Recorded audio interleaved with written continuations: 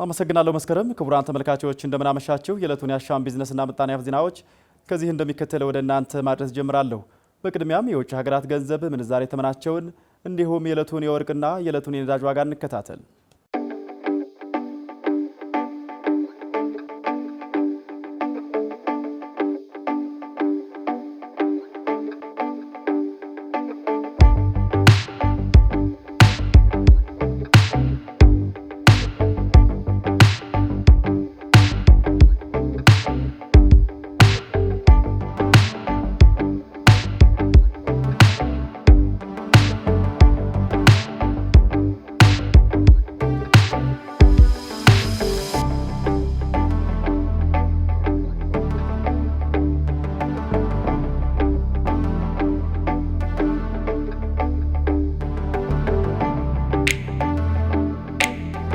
ተመልሰናል። ክቡራን ተመልካቾች ጥራቱን የጠበቀ የፍራፍሬ ምርትን ለውጭ ንግድ ለማቅረብ እየተሰራ መሆኑ ተገለጸ። በግብርና ሚኒስቴር አዘጋጅነት በአቮካዶና በብርቱካን ፍራፍሬ ሰብሎች ላይ ተባይ መከላከልና ቁጥጥር ከክልል ከዞንና ከእጽዋት ጥበቃ ክሊኒኮች ለተውጣጡ ባለሙያዎች የአቅም ግንባታ የአሰልጣኞች ስልጠና መሰጠቱ ተመላክቷል። በግብርና ሚኒስቴር የእጽዋት ጥበቃ መሪ ስራ አስፈጻሚ በላይነህ ንጉሴ ከ6 ዓመታት በፊት የሆልቲከልቸር ልማት ትኩረት የተነፈገው ዘርፍ እንደነበር አስታውሰው በአሁኑ ወቅት መንግስት ለዘርፉ ልዩ ትኩረት በመስጠት እየሰራ ይገኛል ብለዋል። የሆልቲከልቸር ምርቶች ማክሮ ኢኮኖሚውን ለማሻሻል ጉልህ ሚና እንደሚጫወቱ የገለጹት ስራ አስፈጻሚው ስልጠናው ጥራት ያለው የሆልቲከልቸር ምርቶች ለውጭ ንግድ ለማቅረብ በሚደረገው ጥረት ድርሻው የላቀ እንደሆነ መናገራቸውን አሻም ከግብርና ሚኒስቴር ያገኘችው መረጃ ጠቁሟል። በአቮካዶና በብርቱካን ፍራፍሬ ሰብሎች አመራረትና ተባይ መከላከል ቁጥጥር ጋር ተያያዙ የተለያዩ ሰነዶች እየቀረቡ ሰፊ ውይይት እየተደረገ ሲሆን ስልጠናው ለተከታታይ 4 ቀናት እንደሚቆይም ተመላክቷል። ከዓለም አቀፍ የዜና አውታሮች ወዳገኘናቸው የቢዝነስ መረጃዎች አምርተናል። በግሪክ የገበያ ሕጎችን የጣሰ አካል ከ1.5 ሚሊዮን ዩሮ ያላነሰ ገንዘብ እንደሚቀጣ ተገለጸም።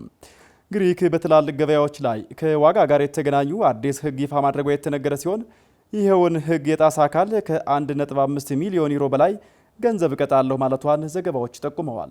መሐመድ ንጉስ አብዱ በግሪክ በትላልቅ ገበያዎች ወይም ሱፐር ማርኬቶች ውስጥ ያሉ ዋጋዎች ቢያንስ በ30 ቀናት ውስጥ ከነበረው ሽያጭ መካከል ዝቅተኛውን ማዕከል ያደረገ መሆን እንደሚገባቸው ተነግሯል። በሀገሪቷ የቅናሽ ካርዶችና ኩፖኖችን በተመለከተ ከአሁን ቀደም በነበረው ነባር ሕግ መሰረት በየቦታቸው ይቆያሉ የተባለ ሲሆን አዲሱን ሕግ የጣሰ አካል እስከ 1.5 ሚሊዮን ዩሮ ገንዘብ እንደሚቀጣም ተነግሯል። የሄሌኒኪ ሱፐር ማርኬት ማህበር ዋና ዳይሬክተር አፖስቶሎሶ ሄፕታላስ ለኤንኤን ኤምፒ የዜና ወኪል እንደተናገሩት አዲሶቹ ደንቦች ግሪክን ጨምሮ በአብዛኛዎቹ የአውሮፓ ሀገሮች ተቀባይነት ባለው የአውሮፓ መመሪያ ላይ የተመሰረቱ መሆናቸውን አመላክተዋል። ዳይሬክተሩ በተለይ የዋጋ ቅናሹ ላይ የጸናው መመሪያው ሁሉንም ነገር ለተጠቃሚው ግልጽ ይደረጋል ሲሉ አክለዋል። ይህ የስነ ምግባር ደንብ የወጣው በልማት ሚኒስቴር መሪነት ከዋና ዋና ባለድርሻ አካላት ጋር ማለትም ከሱፐር ማርኬቶች፣ ከምግብ ኢንዱስትሪዎችና ከተለያዩ ሀገራት ጋር በመመካከርና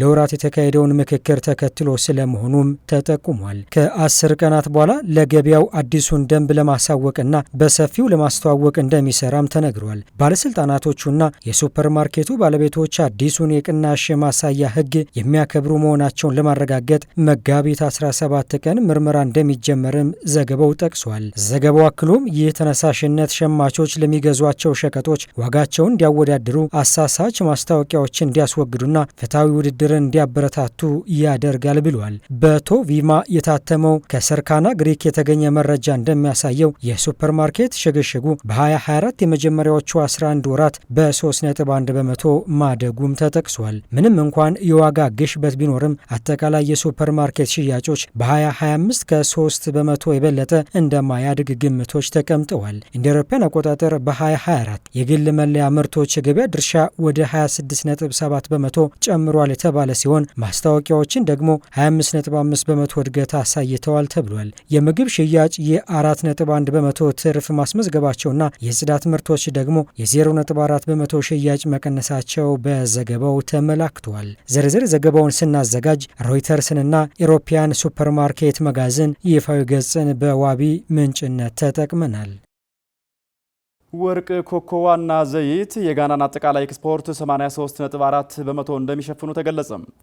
የጋና ስታቲስቲክስ አገልግሎት የ2024 ዓ.ም የንግድ መረጃን ይፋ ያደረገ ሲሆን ይህም 3 ቁልፍ ምርቶች የሀገሪቱን የኤክስፖርት ገቢ ከፍተኛ ድርሻ እንደያዙ አረጋግጧል።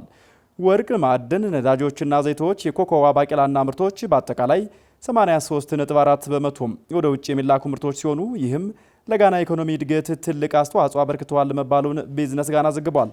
እንደ ሀገሪቷ ስታትስቲክስ መረጃ ከሆነ ደግሞ የወርቅ ኤክስፖርት 163 ቢሊዮን የደረሰ ሲሆን ይህም በኤክስፖርት ዘርፉ ላይ ግንባር ቀደም አድርጎታል ተብሏል። የማዕድን ነዳጆችና ዘይቶች 54.2 ቢሊዮን ያስመዘገቡ ሲሆን የኮኮዋ ባቄላና ሌሎች ምርቶች ደግሞ 26.6 ቢሊዮን አስተዋጽኦ አድርገዋል መባሉን ዘገባው አመላክቷል። ዘገባው የተጠቀሱትን ዘርፎች የጋናን የውጭ ንግድ ክምችት አጉልተው ያሳያሉ ያለ ሲሆን እነዚህ 3 ምርቶች ጥምር ድርሻ እንደ አውሮፓውያን ዘመን አቆጣጠር በ2023 ከነበረበት 80.6 በመቶ መጨመሩን አመላክቷል። የዕለቱ የአሻም የቢዝነስና ምጣኔ ሀብት ዜናዎች ተጠናቀዋል። ወደ መስከረም ልመልሳችሁ።